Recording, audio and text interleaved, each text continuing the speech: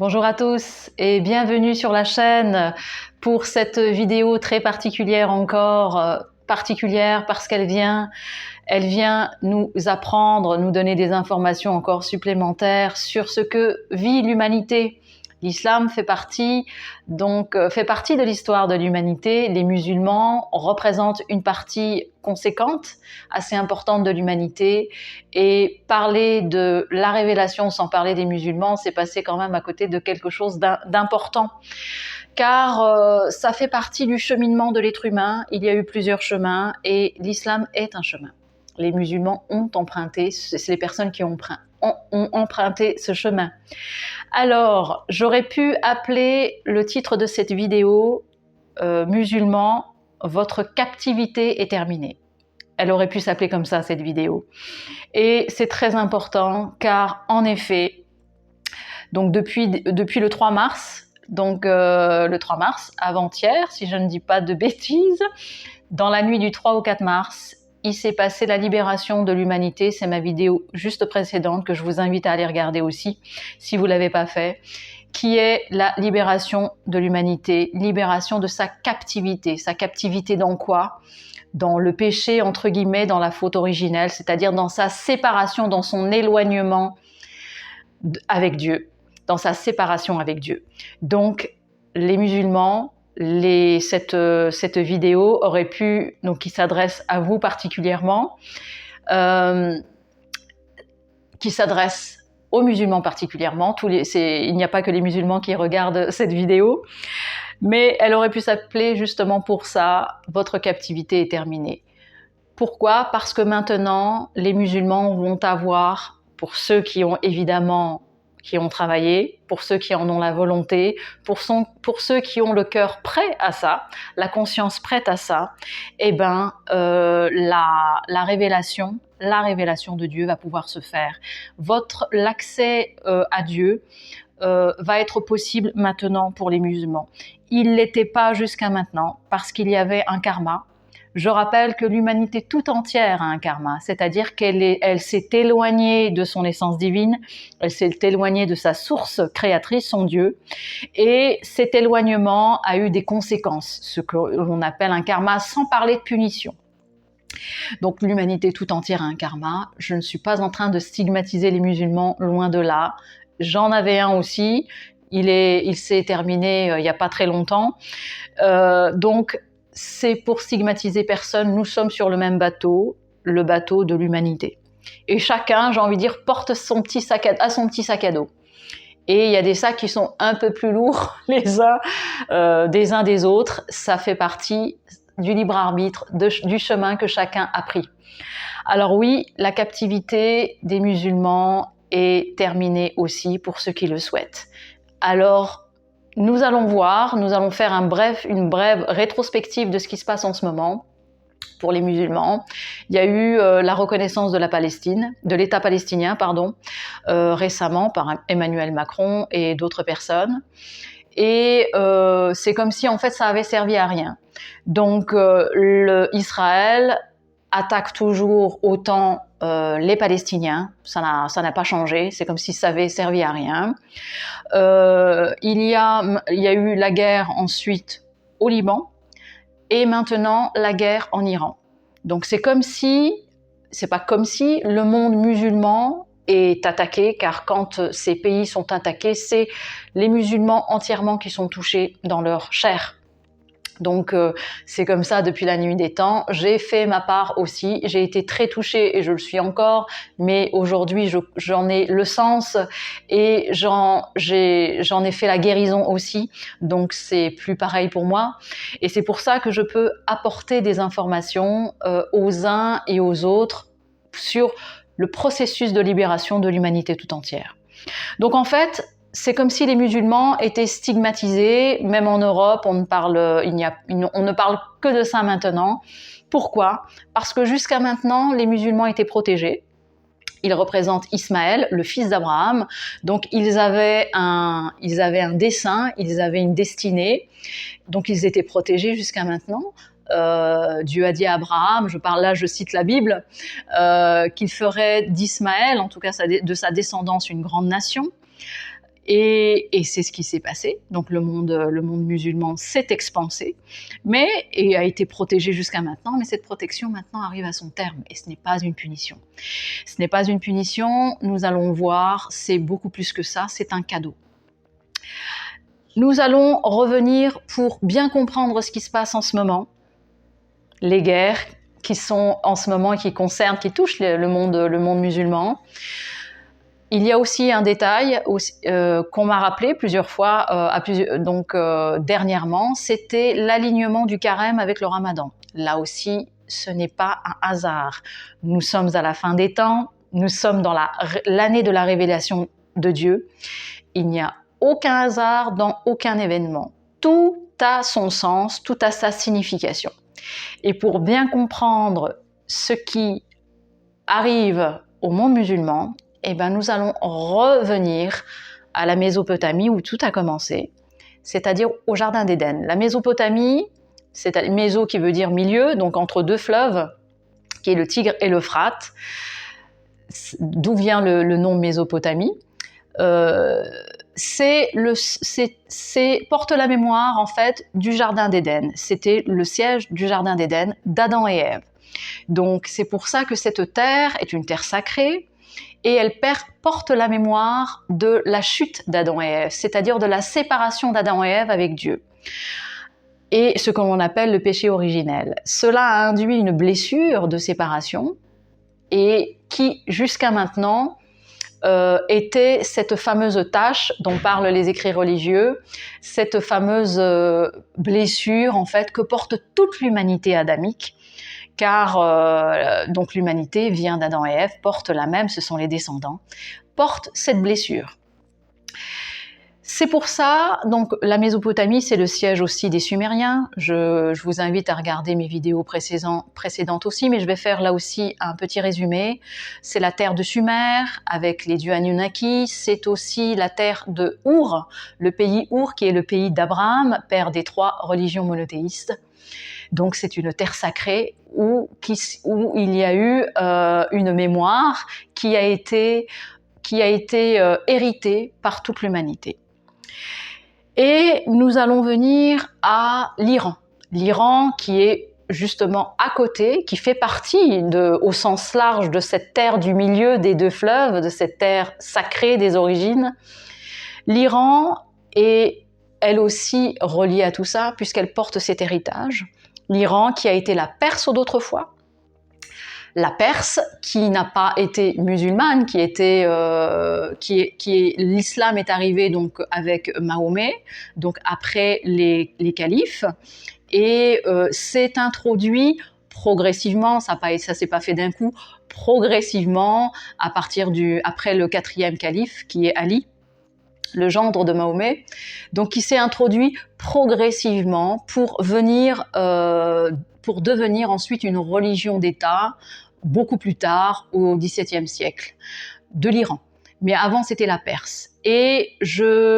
Donc la Perse a toujours eu une relation particulière avec le peuple hébreu, puisque c'est la Perse qui a permis la construction, qui a lancé la construction du 2e temple de Jérusalem, le 2e temple de Salomon, le 2e temple du peuple hébreu.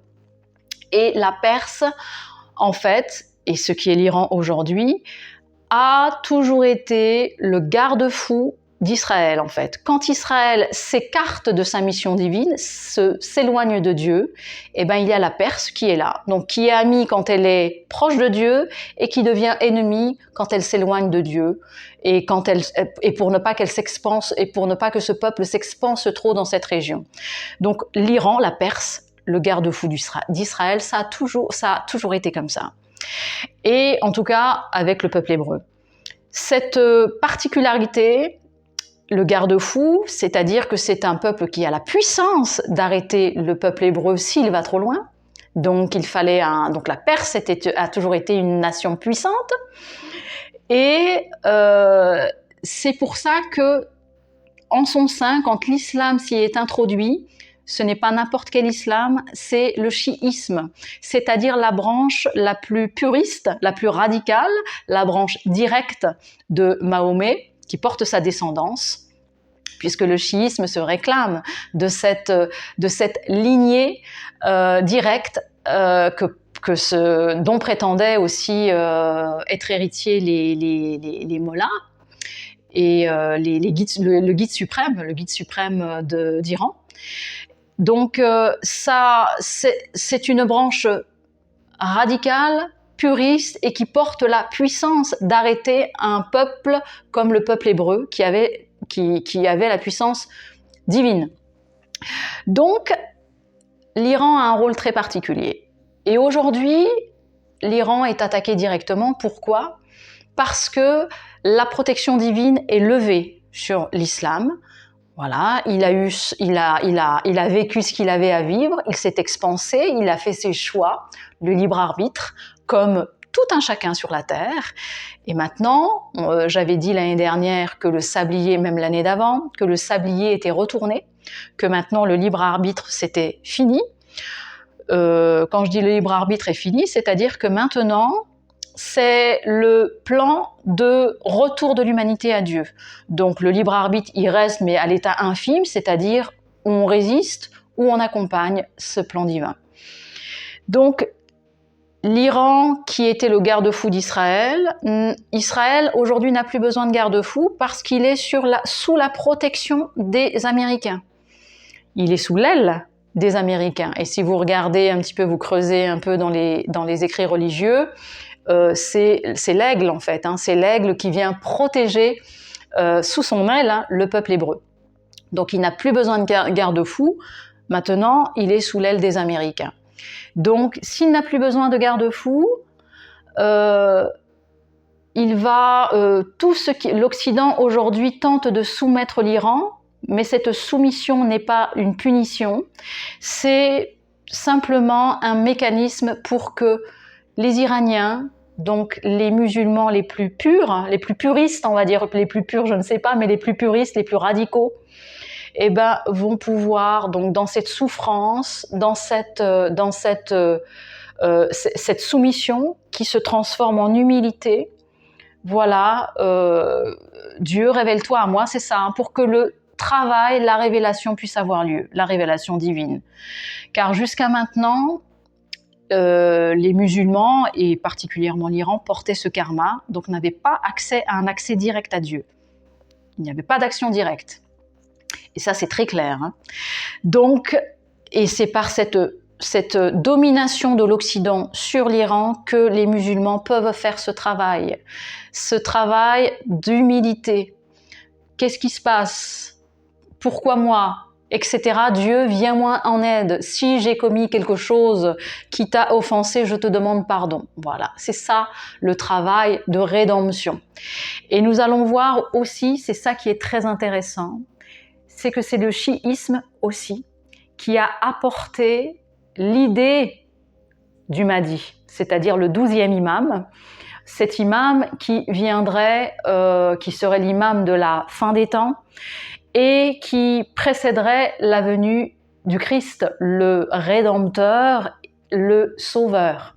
Donc il n'y a pas de hasard puisque l'islam en son sein porte l'espoir, l'espérance du retour du Christ qui viendrait les sauver les musulmans.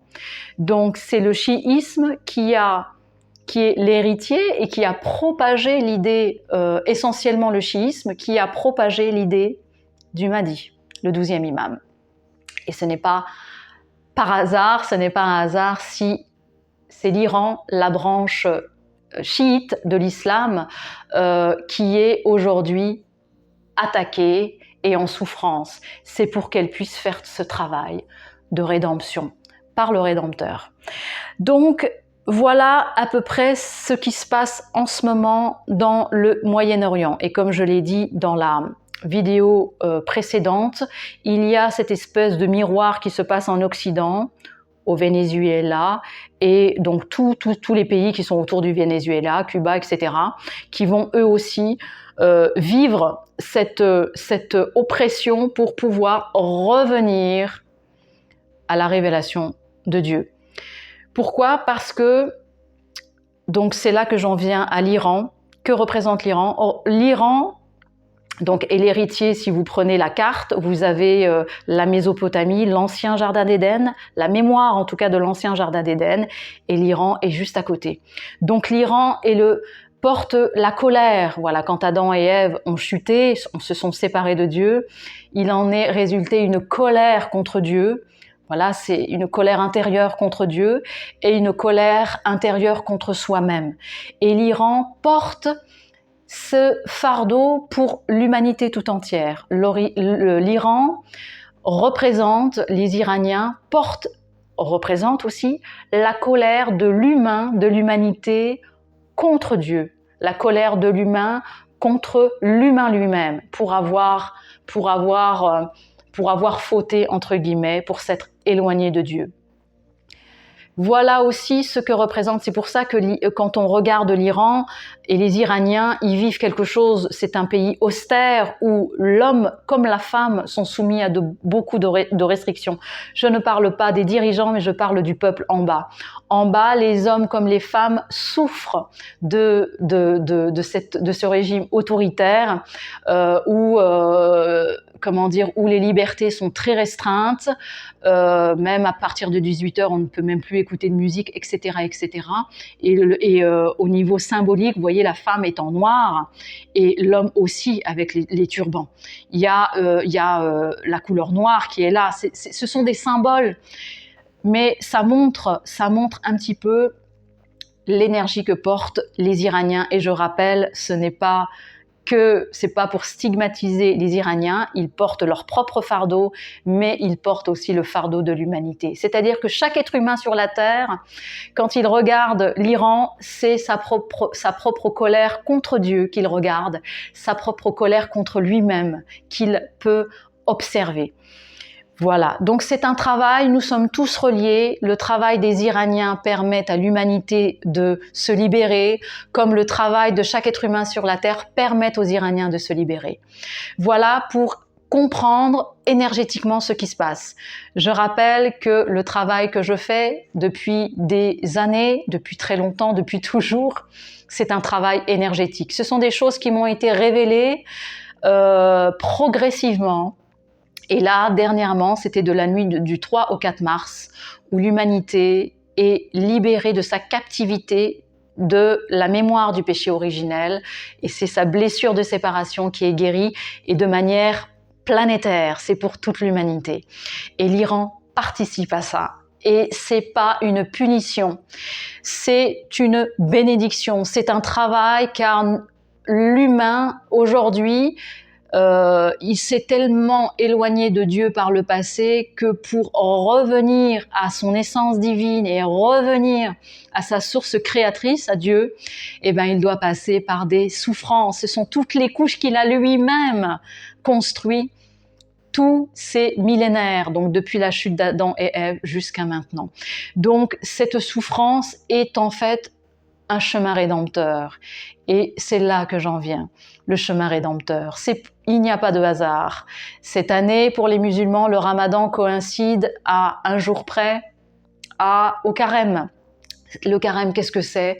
C'est cette phase de préparation ou de dépouillement. On se dépouille de tout ce dont on n'a plus besoin de l'ancien on appelle ça aussi le chemin de croix, pour arriver à Pâques, c'est-à-dire lorsque Jésus est arrivé sur la croix, il a pris les péchés du monde pour que l'être humain puisse être libéré de son karma, pour que l'humanité puisse être libérée de son karma et puisse retrouver le chemin du divin, retrouver le chemin de Dieu.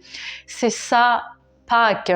Ça a été d'abord le peuple juif qui s'est libéré de ses geôliers en sortant la première Pâques. C'est pour ça que Pâques est avec un S. La première Pâques, c'est le peuple hébreu. Elle fête sa sortie d'Égypte lorsqu'ils étaient esclaves du peuple égyptien. Et grâce à Moïse, donc les musulmans connaissent cette histoire. Et la deuxième Pâques, c'est quand Jésus-Christ est venu sur la terre pour prendre tous les péchés du monde parce que l'humanité s'était tellement éloignée qu'elle n'avait aucune chance de retrouver le chemin de Dieu, son essence divine. Et il est venu prendre ce karma, prendre ce fardeau et le transformer grâce à l'amour divin, la rédemption, grâce à la conscience divine. Le Christ veut dire l'humain qui retrouve, donc l'humain c'est le petit côté de la croix, qui retrouve le divin, c'est le côté vertical de la croix. Donc Christ veut dire l'humain, ce n'est pas une religion, je le rappelle. Le Christ est venu pour l'humanité tout entière, donc c'est un chemin de rédemption. C'est pour ça qu'il dit « Je suis le chemin, la vérité et la vie ». Et les musulmans s'apprêtent à faire ce chemin. Ils ont commencé le ramadan avec le carême. Ils ont commencé leur chemin de croix. Et ça a commencé avec le bombardement de l'Iran. Il n'y a aucun hasard dans le calendrier, simplement des révélations ponctuelles pour que l'on puisse comprendre ce que nous vivons collectivement et chacun selon le chemin qu'il a pris. Les Juifs ont pris un chemin, les musulmans ont pris un chemin, et ce que l'on appelle aussi les chrétiens d'aujourd'hui ont pris un chemin. Les chrétiens, même en leur sein, ils ont des schismes, des cassures, des séparations avec le protestantisme, l'orthodoxie et le catholicisme au milieu. Et je ne parle pas de tous les chemins secondaires entre tout cela. Donc, chacun a choisi un chemin, porte son petit fardeau, son sac, nous sommes tous sur le même bateau. Là, je voulais parler particulièrement de l'islam parce que c'est au cœur de l'actualité et surtout c'est au cœur aujourd'hui de la révélation puisque l'islam est l'héritier, donc c'est la religion héritière d'Ismaël. Ismaël qui est le frère d'Isaac, les enfants d'Abraham. Ismaël est le premier fils d'Abraham. On lui a promis une grande nation parce qu'il fait partie de la promesse d'Abraham, de Dieu à Abraham, de faire de sa descendance le peuple de Dieu. Donc Ismaël a reçu cet héritage et il est le grand frère, l'aîné d'Isaac, qui lui a reçu l'alliance avec la promesse du Rédempteur, du Messie, qu'est le Christ, qu'est Jésus-Christ. Donc, pourquoi Ismaël est touché avant Isaac? Donc, pourquoi les musulmans sont touchés avant les Juifs? Simplement parce que l'aîné, tout simplement, l'aîné montre l'exemple. Donc les musulmans, ils sont touchés en premier pour montrer l'exemple, pour avoir l'opportunité de montrer leur grandeur en prenant le chemin du Rédempteur, du Christ, avant les Juifs, avant le peuple hébreu. Donc c'est un cadeau qui est fait aux musulmans. Ce n'est pas une punition. Il est intéressant de voir ce qui se passe maintenant, non pas comme une punition pour les musulmans, mais comme le début d'une libération par un chemin rédempteur. Donc, ils portent leur croix jusqu'à arriver au Christ, jusqu'à arriver à la révélation divine, jusqu'à retrouver, c'est ça la révélation, retrouver son lien direct avec Dieu. Voilà pour la petite histoire. Et d'ailleurs, pour montrer un petit peu les similitudes entre le peuple hébreu et les musulmans, donc le peuple hébreu, il y a les 12 fils de Jacob, qui ont donné les 12 tribus d'Israël, et donc les musulmans, il y a les 12, donc c'est ce que porte l'héritage des chiites, du chiisme, les 12 imams, dont le 12e imam est le Mahdi, c'est-à-dire le dernier, qui précéderait justement le retour du Christ, le Rédempteur, qui viendrait chasser définitivement donc Satan, c'est-à-dire le mal sur la terre, que porte aujourd'hui certains dirigeants de la planète. Je dis certains parce que tous ne portent pas cette marque de Satan. Voilà pour le résumé. Donc, pour faciliter ce chemin de rédemption, eh ben, il y a une seule chose, c'est l'humilité. L'humilité et entrer direct en contact avec Dieu. Vous n'êtes pas obligé de croire sur parole ce que je dis. Aujourd'hui, la seule chose, ce qui est demandé aux êtres humains, c'est d'essayer d'entrer en contact direct avec Dieu, comme le fut Adam et Ève aux origines, où ils faisaient un avec Dieu, il n'y avait pas de séparation. Et ben aujourd'hui, la révélation, c'est cette invitation et cette opportunité pour les humains à retrouver ce lien direct avec Dieu. Et aujourd'hui, ce sont les musulmans qui sont au devant de la scène. Et je viens de vous expliquer pourquoi. Voilà pour cette vidéo de résumé, et je souhaite à chacun de retrouver le chemin de la vérité. Aujourd'hui, il n'est nul besoin de croire qui que ce soit. Il n'y a qu'à demander à se mettre dans l'humilité, c'est-à-dire être en capacité de recevoir la vérité, et vous verrez, la vérité, vous la recevrez si vous êtes sincère, si votre cœur est prêt. Et c'est pour ça qu'il y a de plus en plus de conversions aujourd'hui, de plus en plus de gens qui sont touchés par le Christ, par la révélation de quoi? De l'amour de Dieu. Le Christ représente l'amour de Dieu et la conscience de Dieu, la lumière. Quand on dit la lumière de la révélation, c'est la conscience. Nous ne sommes plus, quand on est touché par la révélation, nous ne sommes plus des croyants, nous devenons sachants. Nous savons qui est Dieu. Nous ne croyons plus. Et nous ne pouvons plus être soumis à quelque dogme que ce soit, ou quelque mensonge que ce soit, puisque tout nous est révélé par la lumière divine, par la lumière christique. Voilà pour ce résumé. Alors, je vous invite à entrer dans ce carême, dans ce ramadan pour les musulmans, dans cette humilité et surtout dans cette préparation au chemin rédempteur qui mène à la vérité, dans l'humilité. Il n'y a que dans l'humilité et pas dans le combat, dans l'arrogance, que l'on retrouve Dieu. C'est dans l'humilité.